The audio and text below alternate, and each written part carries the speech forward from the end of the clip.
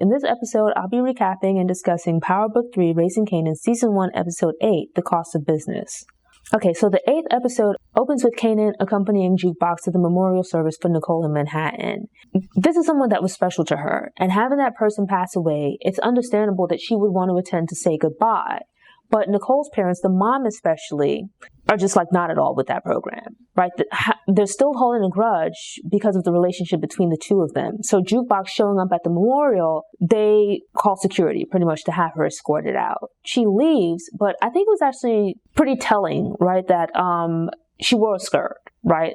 Like her and Kanan aren't super dressed up, but they're wearing like collared shirts, sweaters and stuff like that, a step above their regular jeans, streetwear kind of look. And so they've just gone to this memorial service to pay their respects. And honestly, I felt like the parents were just being jerks at that point. I think in death, you put aside those kinds of petty differences because it's like, unless the person who's like trying to attend the funeral like killed the person or otherwise contributed to their death, or did something really bad to them in life, I think you allow people to, you give them the grace to say goodbye. So it's like, I was over the mom. I was over the mom and the dad from like a few episodes back. But like here, they were just being annoying. It's like dealing with the loss of someone is difficult enough, but then like the added factors of her parents making it even harder, like trying to prevent her from just saying goodbye, they could have just as easily allowed her to come in, quickly say goodbye and go on about her business. You know, these little moments, you see this tremendous loss for Jukebox, who really doesn't have that many people in her life, right? This is a tremendous loss. This person that looms so large in her life, like her first love, to have her die, not just to die, but to die in such a fashion. It's like you can see the trauma that it inflicts. This is like a moment in her life that you can see how it'll contribute to her becoming like the later Jukebox that we know. You know, like this kind of cold-hearted and vicious Jukebox that we know, right? These little experiences along the way. We're also seeing little moments as well for Kanan. You know, so far there have been little things here and there, but nothing really major as yet would point to him becoming like the monster that he later becomes, right? But these little moments in their youth, you can start to see the transformation. You can see how the accumulation of these experiences will change them as people. There was never any real reason for Kanan to sell drugs. His mother was doing and providing for him. There was no need for him to step out in the corner. And as he stated in, I think it was the episode where she was teaching him how to like make crack, right? He got involved in that life because he chose to. There was absolutely no reason for it. He made that decision. And his mom, try as she might, was trying to guide him away from it. Yet he kept insisting, and although no matter how she would try to block and keep him away from it, he would find a way to do his own thing. So we kind of see these little things along the way, these little moments, you know, but as the show goes on, those little things become more and more serious. The trouble they get into becomes more serious. So finally, we see that Juliana has hooked RAQ up with her cousin, right? But she's made good on the promise of assisting Juliana, right? And getting rid of Gabriel, which I assumed was going to happen the moment I saw the two of them connect. You know, the physical scene between Juliana and Gabriel, the first time I saw it, I thought it was a little bit techie because I didn't know where things were headed. And I like the way that they set it up with her, like kind of luring him outside, right? She runs into the garage. As she enters, there stands RAQ, gun out, ready for him. And I thought it was an incredible scene. I like the way that they put it together. Now, the question that I have is, this is the first person that we've seen RAQ kill, but obviously she looks very comfortable. Like she looks like an assassin. So she's comfortable with a gun. Like we've seen her fire one multiple times. She taught Kanan how to handle a gun. You know, she didn't shrink from returning fire when the car rolled up trying to kill Kanan. But then it's like you see this hesitation with D-Wiz and then also with the inspector. So it's not a matter of her being physically incapable because obviously she can handle a gun. But I'm still curious to know why it is that she generally has other people carry out stuff like this, like hits and whatnot. You know, is it just a matter of not wanting to get her hands dirty unless absolutely necessary? And if that's the case, why did she specifically kill Gabriel rather than getting Lou or Marvin to do it? You know, or maybe in some way it seemed like it felt kind of personal, like he wasn't being abusive towards her, but I think it goes back to maybe, you know, the point that Juliana made and that the reason why she specifically sought out RAQ, right? The commonality with them being women in this world, right? Maybe RAQ took it as like doing a personal favor, you know, like she had personal reasons. it wasn't an ongoing thing, but her being assaulted by the building inspector, her essentially like Unique trying to bully her. So maybe that's why she did it, right? That this wasn't just like street or business stuff, but it was like her kind of figuratively hitting back at these various men in her life that have given her problems, right? Especially given the line that she utters with the last shot. Like she essentially killed Gabriel, but it's like a symbolic killing of these other guys as well. They're giving her a hard time. So I thought that was pretty interesting. But a question that I do have is Juliana's cousin. He's like the connect. He has all of these people around him. And it seems to not be a matter of, well, certainly he doesn't like Gabriel, right? So I kind of question why she didn't just get her cousin to kill him, right? But it's an interesting scene. With RAQ, it's not a matter of her being squeamish or anything like that. She's not afraid to kill anyone because you see that she shoots him. I mean, it's really close range, twice in the chest, one in the head. And like, she's not at all bothered by it, right? Like she checks in on Juliana, looks at her, sees that she's having an emotional moment and like then tells her very calmly what to do next, like what the next steps should be. And following that, she just like calmly steps past the body. So obviously you come to realize it's not a matter of her being uncomfortable with killing, right? So why is it that she relies on other people around her to do it? Is it like efficiency? What's the rationale exactly? So the effects of the aftermath of these blue caps that Kanan has put out are still being felt, right? The cops are called to a scene, and this is like the 6th or the 8th person that they found clutching one of these blue vials. So it's like, this thing is laying people out. And because of that, the fiends are specifically looking for it because they want like that hard stuff. But fortunately, these were only testers that Kanan and the guys put out. So I think they estimated it was like maybe 20 to 25 of them out on the street. But the ramifications of this is just, it's going to bring a lot of unwanted attention, which is something that both RAQ and Howard point out. Because initially, like the rookie cop questions, maybe it might have been RAQ, like she's running low in supply and she's running low in supply. And in desperation, they stretched out the coke and they stretched it out using rat poison in like a desperate move. But Howard points out that it wouldn't be either RAQ or Unique, right? And RAQ mentions this while speaking to Lou and Marvin, that Unique wouldn't be doing it either because it's like, it's thinking short term. Putting something like this out on the street that's dropping people like this, it'll bring you some attention in the short term, but not anything you want long term. Sure, the fiends are going to rush to get it or try to get it, but bodies dropping like that is going to bring attention from the police, something that neither one of them wants. And, they've both been in the business for a while now, and having some experience, they would know better than this, right? As Howard points out, this is a rookie mistake. This is someone that's new to drugs who would do something like this, which, as we know, without him knowing it, right? It perfectly describes Kanan. Someone overzealous and not really thinking as to how to stretch out the drugs. They're thinking about how to stretch out the drugs, but not fully thinking through, right? They don't have the experience to know that going about it this way is going to bring a lot of problems.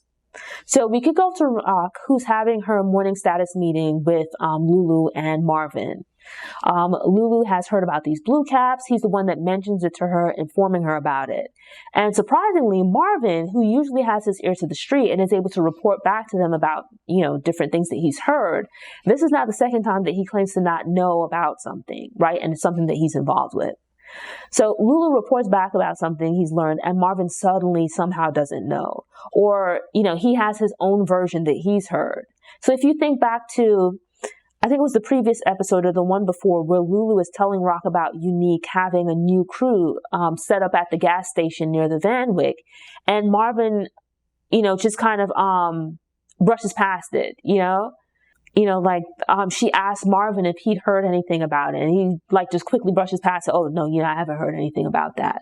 The reason being that it's actually his crew. This is the setup that him and Kanan have put together. And his quick response is, it's a way of shifting the attention away from himself.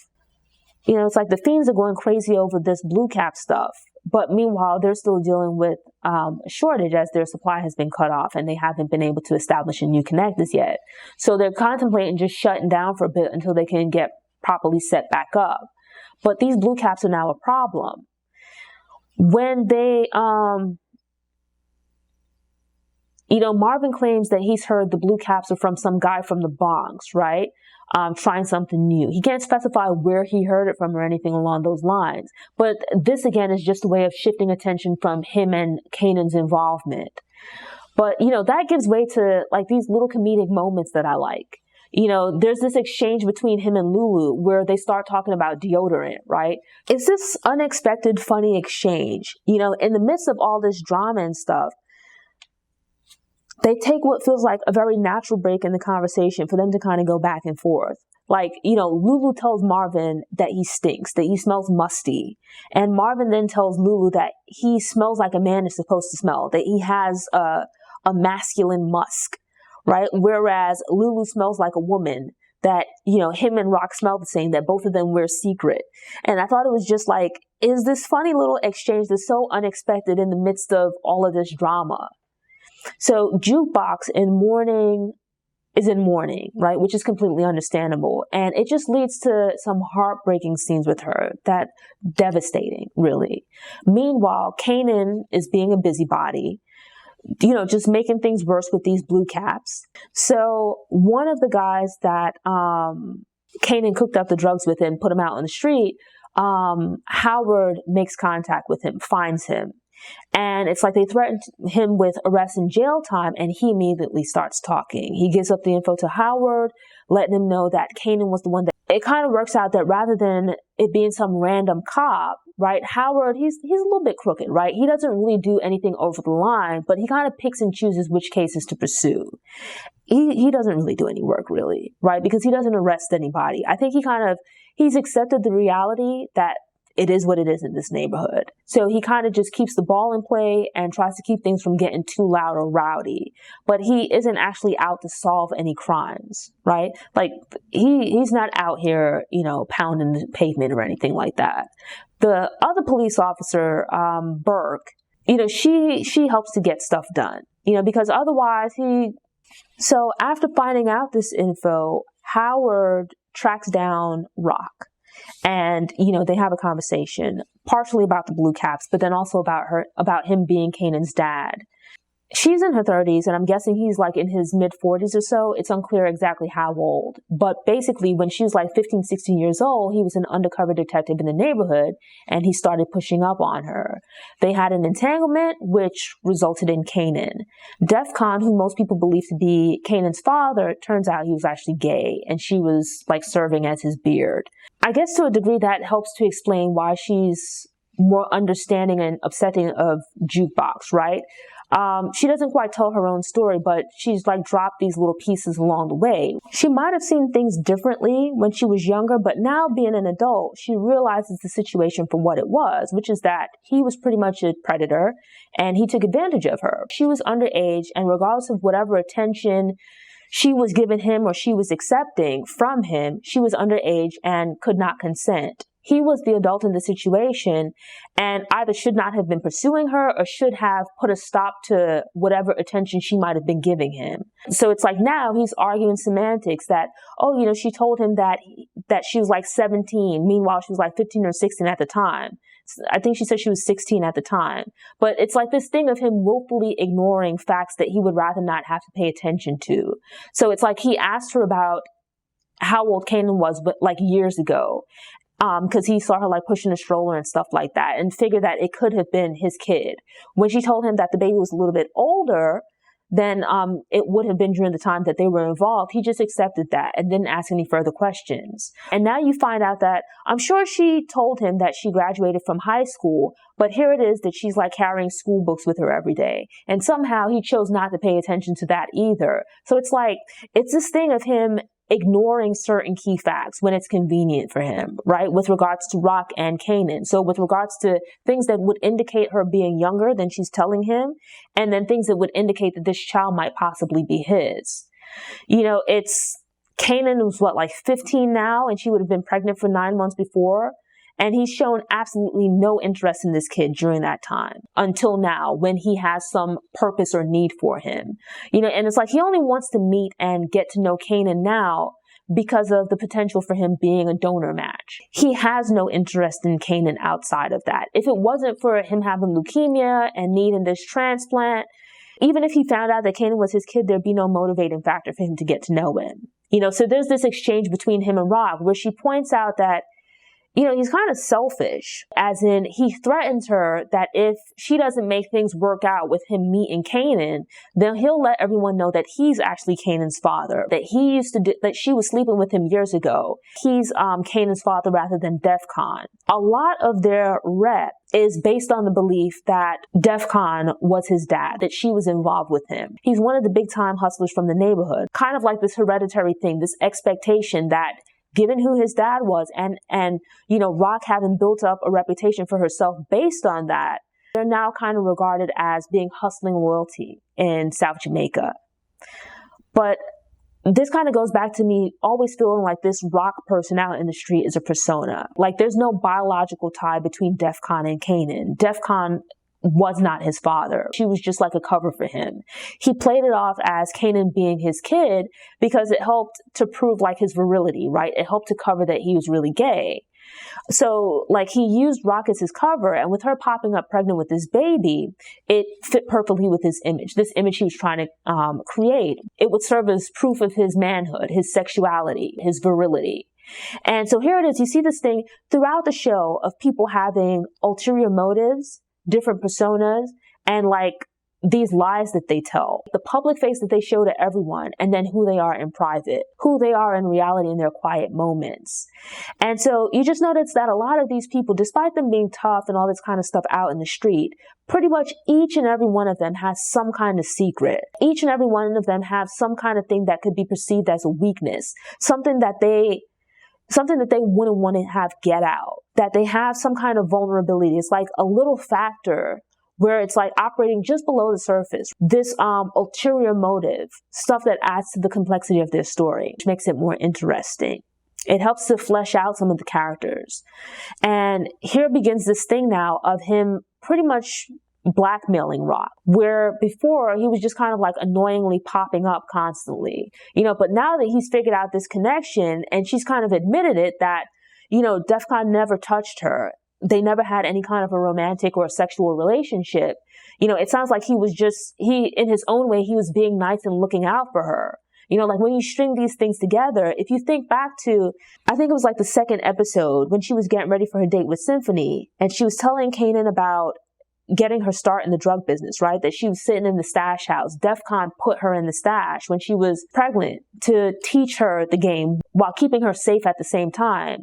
And it's like, you look at this now and it's like DEFCON was actually paying her to be his cover, right? To pretend to be his girlfriend because he was really gay. It tells you a lot about how she got her start. It sounds like whatever the details might have been, that DEFCON was probably a pretty decent person, at least with regards to her. Because even when you hear her speak about him now, she defends him against Howard. He makes light of DEFCON being gay. He uses the term that he's surprised that DEFCON was a fairy, meaning implying that he was somehow soft because he was gay. But she clears it up like, no, he might have been gay, but he was all man. He was more of a man than you are.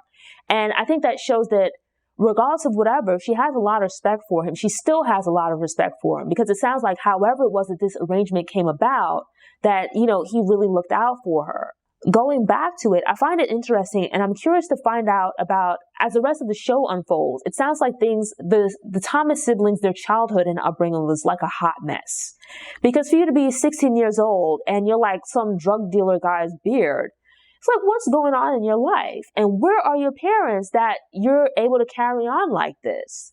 It kind of begs the question as to what exactly were these kids dealing with in their youth? It kind of points back to Symphony, like when he was saying that when they were having that conversation in the third episode, I think it was, where, he was talking about her having been through things in life, where it sounds like she's probably told him some things about herself. Maybe not all of this, but just that she'd been through some things in life. Like she has not had an easy life. And we see this as a result of her, Lulu, and Marvin becoming the people that they are, that they had what sounds like pretty rough and dysfunctional childhoods. At the same time, we see, Lulu getting deeper into the music business, and so he calls in his lawyer to formalize this arrangement with Crown. I think the situation between him and Crown is going to end up being interesting as things move forward, where pretty much he's loaned money to Crown, right? Crown was hoping to like just pay him back from the earning from singles and stuff like that. But here it is that he actually muscles in on the business and kind of grabs partial ownership, like forces him into giving up part of the company. And I'm not too into like the rap aspect with like Famous and stuff like that. But as far as Lulu's involvement, I think that'll be interesting. And so here, once again, RAQ confronts Kanan about the info that she found out about the blue caps from Howard. But she's more forceful in this confrontation than the others. And the other one, she's been relatively calm with him. Thus far, you haven't seen her touch him. She doesn't really yell at him. But I feel like she finally slapped fire out of him. And really, she should have done it earlier. I'm not for parents hitting their kids and stuff like that, but it's like this kid just refuses to do right. You know, he just chooses to do all the wrong things. She tells him to do A, he's going to do B. It's like he just messes up time and time again, and it's just creating problems for her to come and fix, things for her to have to clean up. She tells him to stay away from his uncle, you know, that to have no kinds of dealings along these lines with him. But the two of them insist on doing things behind her back, right? Just doing their own thing. And it's frustrating, right? Because it's one thing if it happens once, but it keeps happening. They keep messing up and they're not learning from their mistakes. And so she's like, it was bad enough when him and D-Wiz killed Buck 20 because it was so unnecessary. She took care of that situation. He's created other problems along the way. But now you're back again to this thing of him overstepping and getting involved in things that he has no business getting involved. In this case, now it's extremely serious because Howard now has this to hold over her. Potentially 6 bodies. I think it ends up being like maybe 8. Something like 6 or 8 people have died behind this blue cap nonsense that he put together. And just the frustration of it. You know, as Marvin pointed out, which is something that I thought was kind of ironic, given the later show's history. Marvin points out to Kanan that they need to be very worried about RAQ finding out about these blue caps, which is why they like hid it. He honestly looks scared. And because Kanan mentions that Marvin has been, you know, Marvin explains that he's afraid of RAQ finding out. You know, Kanan doesn't have to be as afraid because there'll probably be consequences for him, but he doesn't think that RAQ would kill Kanan, right? Because Kanan is her son. But he has real fears that she would kill him, that if she asked Lulu to do it, that Lulu would happily take care of the job. Now, how true that is, I don't think that's actually, I don't know. But I think, again, it points back to this thing with Unique, the reality that these two constantly mess up. Had they not been her son and brother, or had they been in Unique's organization, there's a good chance that he would have killed them a long time ago, right? Because they're just creating too many problems. Kanan tries to absolve himself from responsibility by putting blame for who he is and the mistakes he's made onto her. But that's not at all true. Like, she's tried to keep him away from this business, right? To keep them away from this side of her life.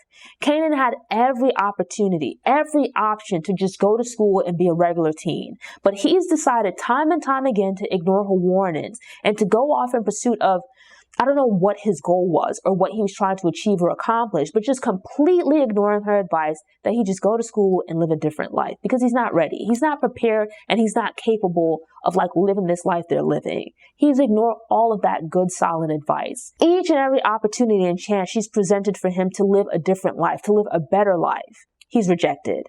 And now when things start crumbling, he turns around and tries to blame her for it. And I don't think that's fair. The problems that he has, the stuff that has happened as a result of him and his actions, him and his uncle's actions, it's on them. And it's like, honestly, I get it. That's your son. We're going to suspend morality and whatnot, right? Because this is a fictional show. The reality is, Marvin, like, she has to do something about both of them because their stupidity is going, she's cleaned up many of their messes so far, but it's just getting way too out of hand at this point. And it's like, as Lulu points out, Marvin's irresponsible behavior led to him doing time in prison. And he's continued this irresponsible behavior. Lulu believes it puts them at risk of either being killed or ending up in jail. And that is the reality. It's like, it was bad enough when it was just Marvin. But now with Kanan being involved, the two of them together, it's just too much trouble. It's terrible. It's like there's no voice of reason between the two of them. There's no logical thought between the two of them. They just make bad decision after bad decision. And the two of them, it's like they feed off of each other. It says a lot. You know, Jukebox is pretty smart. She doesn't get into much trouble. Lulu minds his business, as does RAQ. It's pretty telling that the other three don't really get into much of any trouble. Like, they don't deal with situations that they create themselves. They'll deal with situations if it happens, but they're generally not the cause of drama. They address it if it comes up, but here it is that you have these two who just get themselves into all kinds of problems. And then it's like they really can't get themselves out. RAQ finds herself in a situation with the Connect where things go south with him, and they now have problems with getting their drug supply. But RAQ is then also the one to go about trying to fix the problem. She figures out a solution to get it worked out. These two, when they mess up, it's not just that they mess up. It's something that RAQ points out. They mess up, and then it's like, as she told Marvin, they tell one lie to cover the old lie, and then another lie to cover that one. And it's like they create all of these problems, and then they're so completely incompetent when it comes to trying to fix the problems that they created. So it's like they know everything when they're getting into trouble, but then when it comes time to deal with the consequences, she's often the one that has to come and clean up their messes.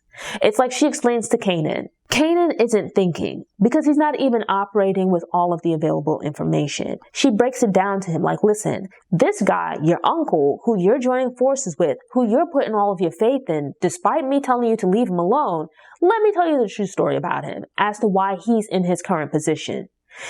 He's not like some victim that she pushed aside. Marvin is in the position that he's in, with her like kind of keeping him at arm's reach, and Lulu as well, because he's shown himself as being irresponsible. In the past, he used to sell drugs. He started using and completely started messing up, right? He went to jail because of him and his drug use, because of his lack of self-control.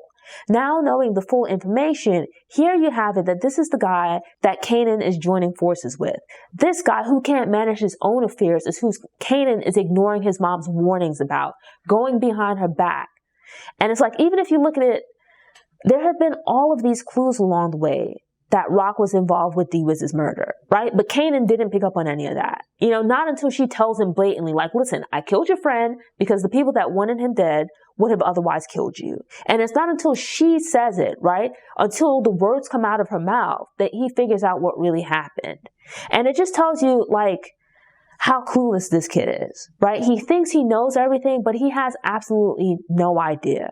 But yet here it is that he continues getting himself into problems. It's like this misguided and unfounded arrogance. Like he's just arrogant for no reason. He thinks he knows everything and he knows absolutely nothing. From there, she goes to Baisley and meets with Marvin, right? Actually confronts Marvin as well.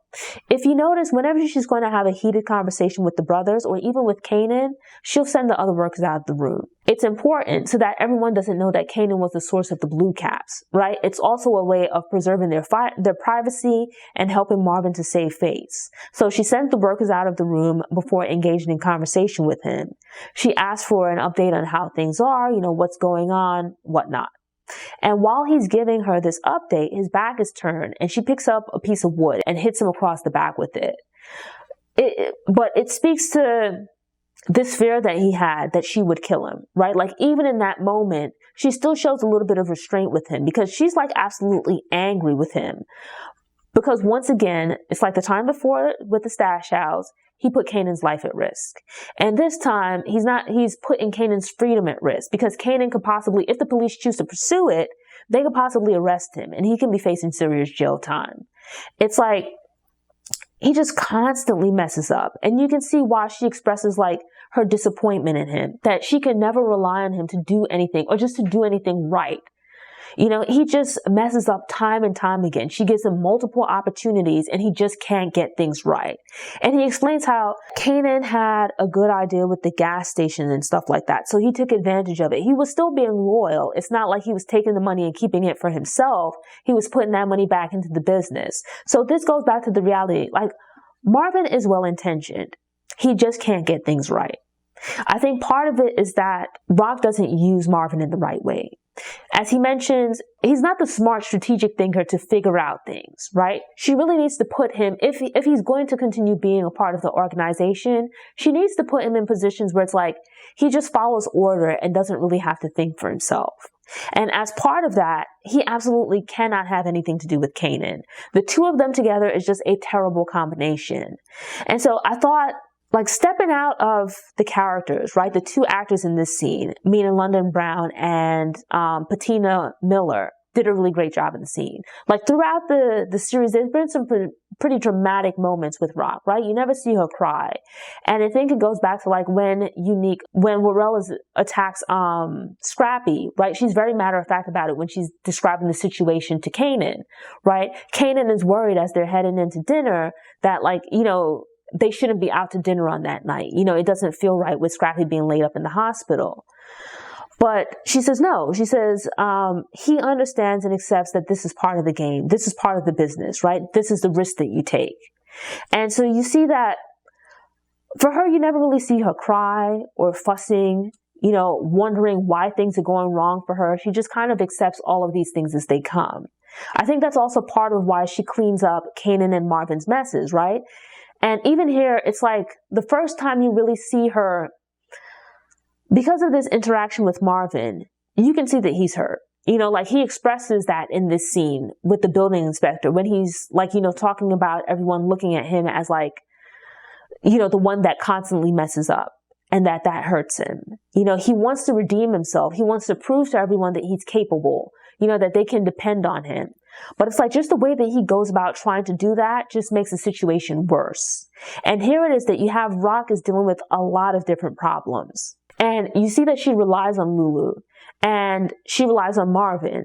Here it is that Lulu is pretty much trying to distance himself from the business. And with Marvin, he just shows himself as being incapable of getting things right. So it's like she's facing all of these problems. The two of them benefit from the money made in this organization, but she's carrying a lot of the weight. You know, it's like she needs their help. They benefit from the business, but they're not really pulling their fair weight.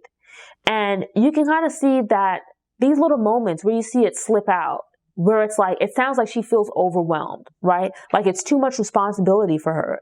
Is she capable of operating in this position? Yes. Does she want to? Not really, but if forced to, she will, right? And so you see, it looks like it's quite a burden for her to carry. I don't know that it's necessarily that Marvin wants her position, but rather Marvin wants a position. He wants to be respected. You know, he wants to be appreciated. And so you get the sense that it goes with the saying of like, you know, heavy is the head that wears the crown, where it's like, you know, Kanan thinks that he's cut out for this world just because of who his mother is and the person he believes to be his father. You know, Marvin as well thinks he's cut out for this because he's been doing this for long, right? He's been in this life for so long. RAQ is in this position because Marvin could not function in this leadership position. He messed up and went to jail, and she then stepped into the position. It doesn't really sound like it's a position she wanted for herself, right? It doesn't really sound like a position she wants now, but failing to have the option for someone else to hand it to, she continues on, right? Because this is how they eat. So you get her frustration with her two brothers. You know, it's kind of getting to a place where she can't really count on either one of them, right? She's going to have to increasingly rely on herself, and there's no one else for her to really turn to. So it's like, you know, RAQ she's just kind of had enough. You know, she tells Marvin to pack his stuff up, like the last of the drugs and whatever else he has, and just give it to Lulu because he's out of the business. You know, she can't deal with him continuing to mess up because he's not worth the trouble. And you can see that Marvin is really hurt by this. You know, he apologizes. He states that he wants to make things right, but it's like too little too late. Now, I don't like leopard print. I think it's tacky. So with that being said, I don't like the leopard print jumpsuit outfit that she's wearing. Jumpsuits are cool. Leopard print, not so much. Leopard print is for women from a certain age. Anyway, so she goes to meet with Joaquin, who is Juliana's cousin. And, you know, they have a conversation. He has some questions and things like that. And I've mentioned before, like her security seems to be lacking. Quite often she's rolling around in her vehicle by herself. But she's not always aware of her surroundings. You have multiple occasions of people being in the house without her knowing. If you think of it like Kanan in the scene where he meets Symphony, later on with Jukebox being in the house. And so here you have it that Howard on multiple occasions has followed her around. And then again now that Joaquin has followed her around as well. And she's been unaware. You know, so he mentions that they've been following her and they've seen her speaking to the cops. The assumption that they make is that, you know, she's trying to link up with them, but she might also be working with the cops, right? She might potentially be a snitch. And so with that, the guys pull guns on her and her body man, right? The guy that usually drives her car when she's not with her brothers.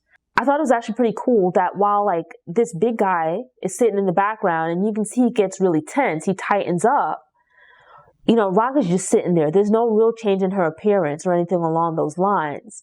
And it's at that point that she explains to Joaquin that, she was the one that killed Gabriel. She did it for Juliana because Juliana looked out for her and she takes care of her people. And so with that, it gives him some ease. And from there, she further explains the situation to him, pretty much putting a lot of his concerns at rest. She lets him know that, she's got things well in hand. Like, sure, everything won't go smoothly. There'll be some pushback from other corners. She's got things well under control. And so with that, he kind of gives her marching orders, right? That she's got to kind of tighten up her business. He wants her to ensure that she has it under control. And so she explains that she's put some things in motion. She's starting to work on getting this plan in place, right? And she refers to it as changing the game. RAQ likes plans, as she told Symphony, but she doesn't always share them with everyone else. So while she pretty much tells him to sit up and take notice, right? But she doesn't exactly share the details of her plans with him. Usually it kind of annoys me, but in this case, I thought it was pretty cool because it adds suspense. So in an attempt to reconnect with Nicole, Jukebox goes to her parents' townhouse and breaks in, right, to spend some time in her room. It's extremely tense because you sit there and it's like time is just ticking by. And I know when I watched my mom again, it was like, okay, like, fine, you broke in, you sat in the room, get out of there before they come back. Unfortunately, she's still sitting in the room when they return, right, and they have her arrested. But it goes back to this thing of them now being biased against her. The parents kind of shift blame for every and anything that Nicole does or has done onto Jukebox. So it's like, instead of it being that Nicole is a lesbian and thus her and Jukebox are in this mutually agreed upon relationship, it becomes that Jukebox is taking advantage of her.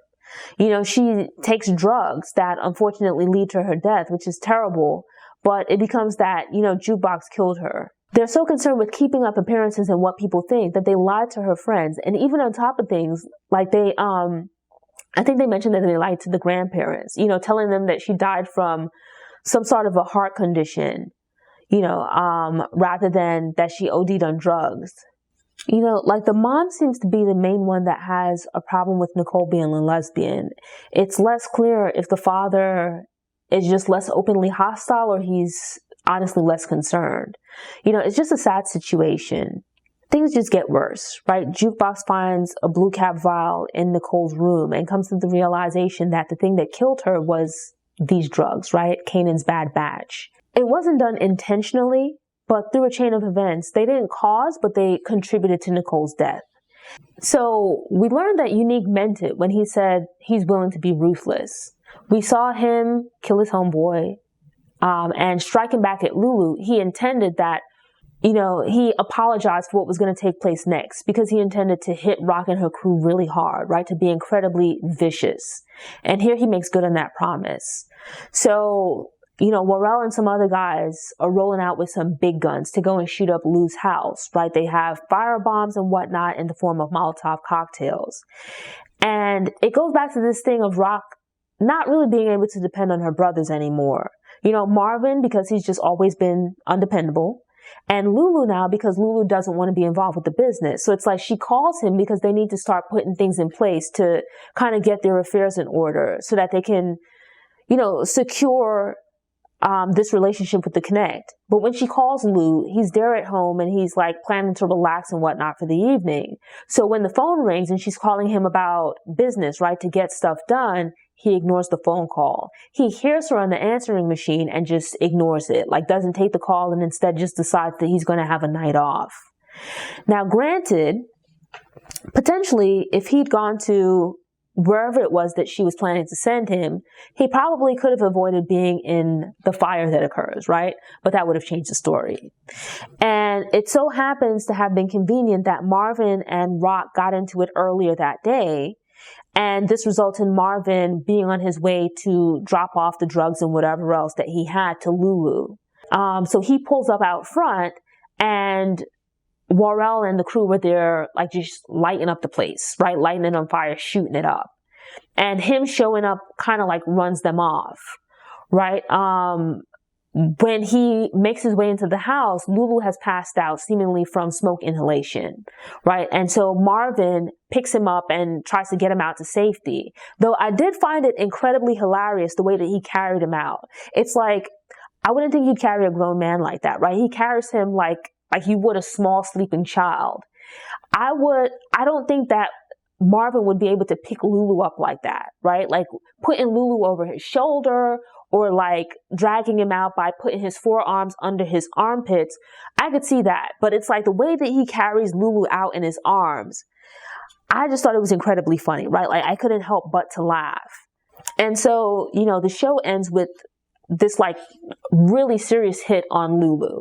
8 down, 2 more to go. I'm going to continue counting down to Raising Kanan's season 2 premiere. And so to ensure that you don't miss any episodes, subscribe to the channel, click the notification bell, and check out the Rolling Rock playlist. Go ahead and click that thumbs up button if you like what you saw, and share it on social media.